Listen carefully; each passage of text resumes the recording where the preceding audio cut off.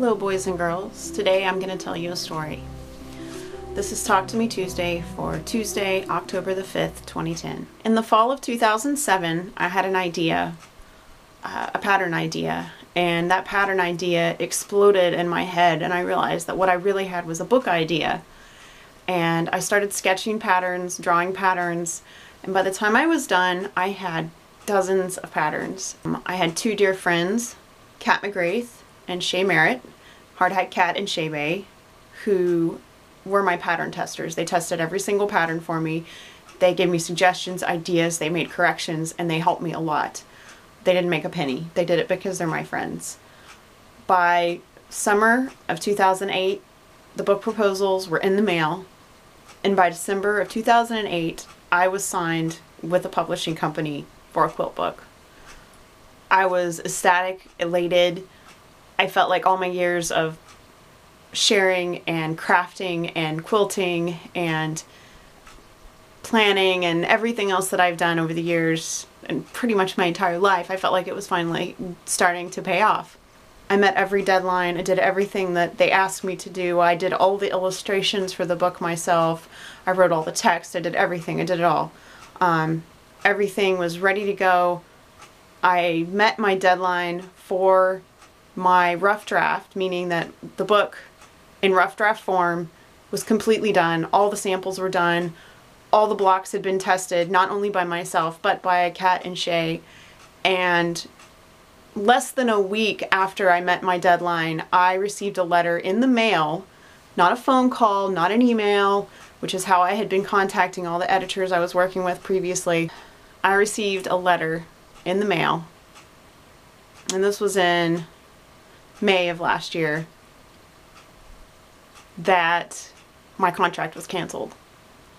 When I finally got an email from someone at the company, I was told that if I wanted to do something more mainstream, that they would have a look at it. And I was originally told that my work was chosen because it was different and it was new and it was interesting and I was a younger quilter, and that those were things that they were looking for. Fast forward a year and a half. It's been a really bumpy ride. I have been doing Talk to Me Tuesday since before my contract was canceled. I've talked about it a lot on here. I've never said publicly who I was contracted with because it doesn't matter.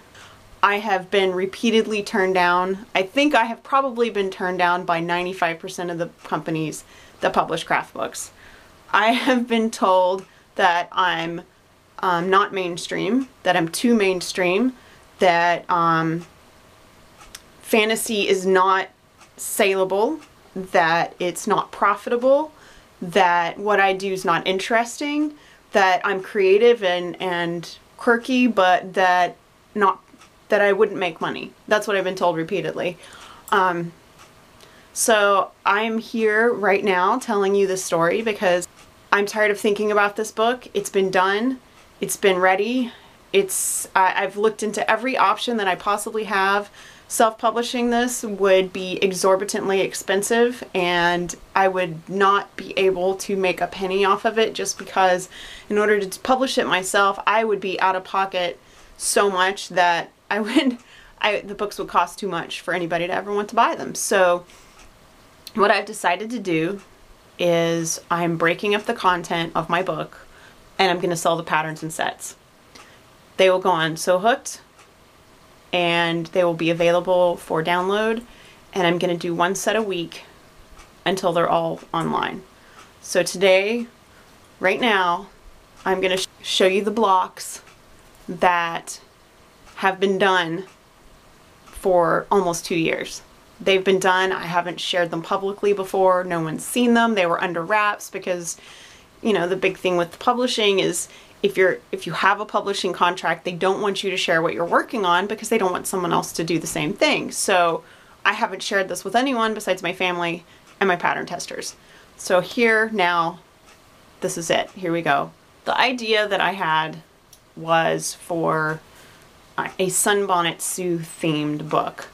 I'm a huge fan of Sunbonnet Sue. You guys probably remember Operation Save Sue, where I reapplicated all the Sunbonnet Sues that my mom made onto a new quilt so that we could keep using it and and keep that part of our lives. Well, that really is what inspired the whole idea.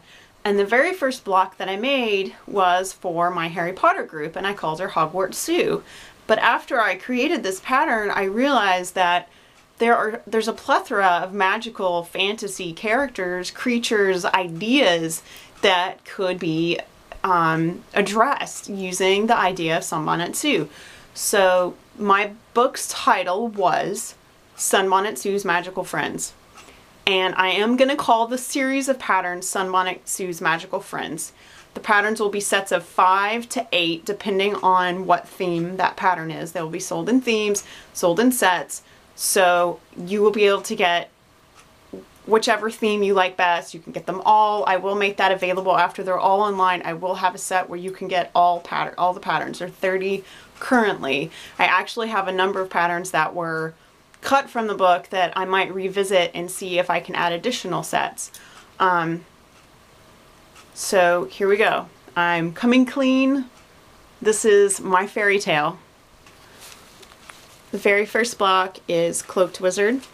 He was going to be the instructional block for the book. I wrote all the instructions on how to paper piece from the very, beginning, scratch. If you've never paper pieced before, I had all the instructions based on this block. And depending on how things work out, I may actually include that for download at some point in the future. And then we have Long-Haired Witch. I really like her because I think she looks kind of like a little girl, and I think she's very cute. Are my wand holder patterns, by the way. That means they're holding a wand and there's nothing else going on in the pattern. This is, I think he's Buckled Boot Wizard, but I'm not sure. So I'm gonna have to go back and look at all the names of my patterns before I remember for sure what his name is. This is Short Little Witch. She's a short, plump witch, and her pink color was inspired by another short pink witch. But these patterns are inspired by and not based on any fandom. Inspired by Harry Potter, of course, because I love Harry Potter, but like I said, inspired by and not based on. And I haven't named any of these after Harry Potter characters because I want you to be able to interpret them with fabric in any way you want to interpret them, and you could turn them into almost any magical sort of fandom, and you'll see more as I get going. These are twin wizards, again inspired by, not based on. This is Tatty Wizard. I don't know if you can tell, but he has some patches on his cloak and on his hat, and kind of hard to see because of the lighting in here, but they actually look he looks pretty tattered when you see him up close. This is Mama Witch, and this is Trendy Little Witch. She's the only character that I have that is female that's wearing jeans because Sunbonnet Sue traditionally wears a dress, but I figured she's trendy and cool, so she's got to have jeans on. The first set of patterns that I will be releasing are based on the same character set, but they are a totally different kind of character. So you'll be seeing these guys first. This is my zombie. This is Little Reaper. This is Vlad. This is my werewolf. He's one of my favorites. And this guy I call Frankie for obvious reasons. The next set are all witches and wizards that have pets or animals with them, or they all have a familiar. That's the idea behind these. So we have wizard with a snake, wizard with a rat, and the witches and wizards can really be interchangeable depending on what color you make their clothes. So this could be either. This is witch with an owl, witch with a cat, and wizard with a frog. The set are all witches and wizards that are holding something or doing something. So this is Oops-a-Daisy Witch. This is Fortune Teller Witch with her crystal ball, which I think I have my finger over. This is Potion Maker, who, yes, is inspired by everyone's favorite potion maker. Broomstick Witch. This is Green Thumb Witch. I think this is Old Wise Wizard, but I have to look at his name. He is inspired by my first fandom, and I think you can probably guess. Just if he just needs a little bit more gray in his hat. The last set are not witches or wizards or monsters. This set are all fairies. So we have Fairy Godmother. I think this is Flower Fairy, Tulip Fairy. This is, I don't remember all the fairies' names. Oh, I'm so embarrassed. This is Tooth Fairy, which you can see right here. This is Rose Fairy.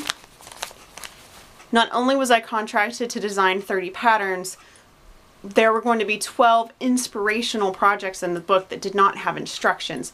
These are the 12. Green Thumb Witch apron. As you can see, I did a patchwork apron. This is my own design. My fairy tote, which has, it's fully quilted and has a great big pocket inside, and it includes 4 fairies. This is my favorite project that was going to be in the book. This is called Saturday Morning Monster Movies, and the template for this pattern will be available separately, so you can use any blocks in this. It is a film strip pattern that I created specifically for the book. So these are all the monster blocks in one strip. Teddy Wizard Messenger Bag made by Hard Hat Cat. This is a table runner done with log cabins, and it has a different witch doing something in each. So sort of a scrappy table runner that's got a surprise in each center. This is a cushion made by Hard Hat Cat, Mama Witch. I think the cushion, the Mama Witch, she was pieced by Shay. Shay tested every single block, and Cat made most of the sample projects that I didn't make. This is a cozy for a French press, and it has the Wise Old Wizard on it. This was also made by Hard Hat Cat, and it has trees quilted into it, and it's completely awesome. This is a photo album cover, also made by Hard Hat Cat. This is one of my designs. This is a Tooth Fairy pocket, and there is an actual pocket on here for the tooth, and that goes on the doorknob. So you put it on the doorknob, put your tooth in there, and then the Tooth Fairy can visit you. I also did a set of bibs. So we have Fairy Godmother bib, Pink Witch bib, and Buckle Boot Wizard bib. And the bib shape is my own design. This project was the biggest project I've had for the book. It is a quilt that I made using the majority of the Witch and Wizard blocks. All of them were used in each project one time, because the idea was to have each one included in a project so that they would give inspiration to whoever bought the book. So this quilt is called Magic All Around, and it was quilted for me, custom quilted by Hermione Jean of Rock Creek Quilts. There are wizards on the entire, witches and wizards on the entire quilt. Again, it's called Magic All Around, and I want to show you the quilting because Hermione Jean is a genius. She quilted this. My background was white because, I don't know, I just decided I liked, it's a spiderweb fabric and I thought it was cool. But what it really does is you can see the amazing custom quilt job that she did on this quilt. This quilt is the reason I am constantly recommending Hermione Jean to you guys. Rock Creek Quilts. She's a fantastic custom long arm quilter. Use her, use her, use her. Give her lots of money. This was my fairy tale. This was my dream in a box. It's been almost 3 years. I'm tired of waiting. I'm done. The projects are done. The blocks are done. The patterns have been tested over and over and over again. They're ready to be shared. I will be sharing them with you, starting with the monsters, which will be available, should be available by this afternoon on So Hooked. You guys are awesome. I want to thank you all for watching. Thank you for your support. Thank you for listening. Thank you for your encouragement.